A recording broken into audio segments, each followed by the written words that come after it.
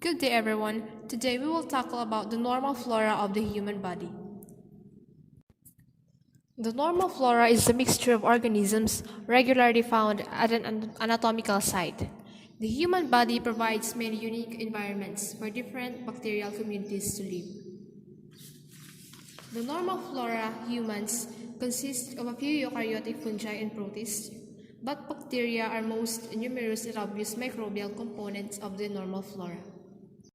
Defining the normal microbial flora, it denotes the population of microorganisms that inhabit the skin and mucous membranes of healthy normal persons.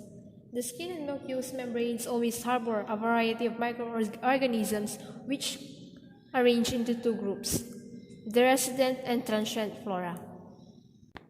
The normal flora of the human body consists of resident flora and transient flora.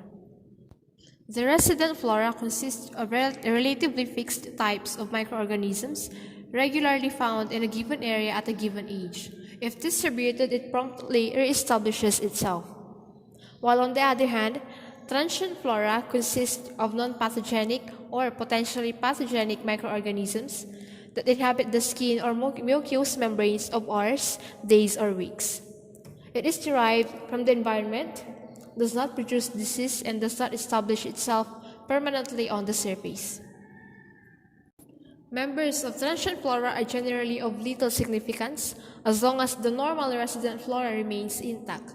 However, if the resident flora is disturbed, transient microorganisms may colonize, proliferate, and produce disease. Resident flora of certain areas plays a definite role in maintaining health and normal function. It is believed to prevent colonization by pathogens and possible diseases through bacterial interference. Members of normal flora may themselves produce disease under certain circumstances, and if removed from the restrictions of that environment and introduced into the bloodstreams or tissues, these organisms may become pathogenic.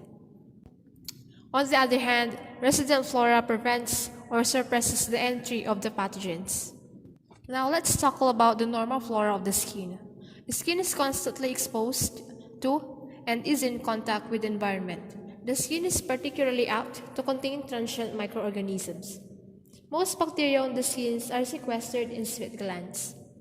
The skin microbes found in the most superficial layers of the epidermis and the upper parts of the hair follicles are gram-positive cocci and corynebacterial.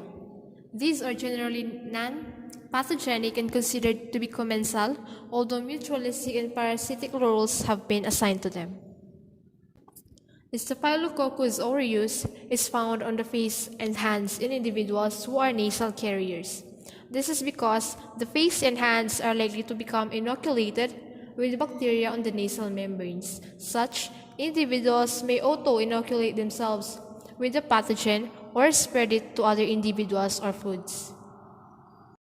Upon the normal flora of conjunctiva, which is relatively free from bacteria due to the presence of lysozyme in the tears which flushes the bacteria, predominant organisms of the eyes are the following. Pathogens which do infect the conjunctiva are thought to be able to specifically attach to the conjunctival epithelium. Newborn infants may be especially prone to bacterial attachment. Next, we have the normal flora of nose and nasopharynx. The nasopharynx of the infant is sterile at birth, but in 2 to 3 days' time it acquires the flora carried by the mother and attendants. The nasopharynx is a natural habitat of the common pathogenic bacteria causing infection of the nose, throat, bronchi, and lungs. The flora of nose harbors diphtheroids, Staphylococcus, Streptococcus, Haemophilus, and Warezella lacunata. Next, the normal flora of the mouth. The mouth contains micrococci, gram-positive aerobic spore-bearing bacilli, coliforms, proteus, and lactobacilli. The gums pockets between the teeth and crypts of the tonsils have a wide spectrum of anaerobic flora, like fusiform bacilli, treponemes, lactobacilli. At the same time, candida is also found. The mouth of infant is not sterile at birth. It generally contains the same types of organisms as found in mother's vagina. These bacteria diminish in number and are replaced by seminal bacteria present in the mouth of mother and nurse. The normal flora of the oral cavity, the presence of nutrients, epithelial debris, and secretions makes the mouth a favorable habitat for a great variety of bacteria. Oral bacteria includes the following.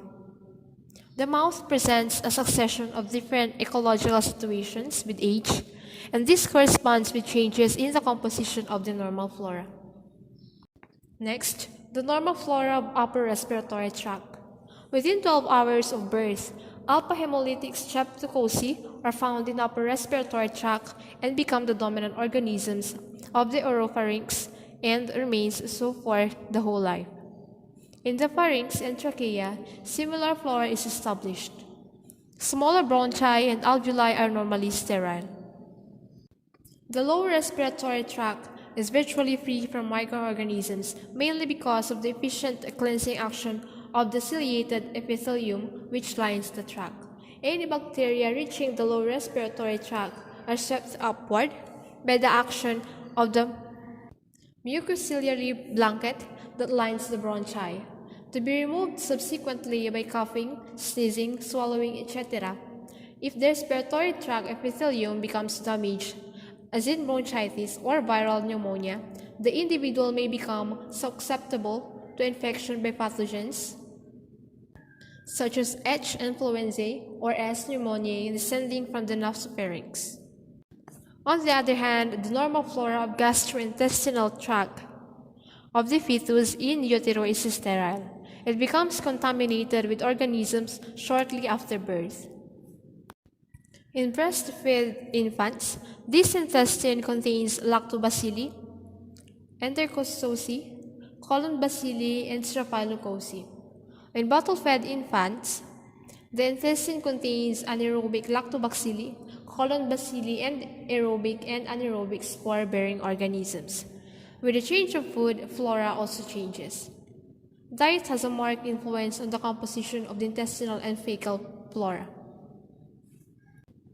In the stomach, as pH is low, the stomach is sterile, but as the pH increases in small intestine, the number of bacteria increases progressively beyond the duodenum to the colon. Bacterial count is low in small intestine as compared to large intestine.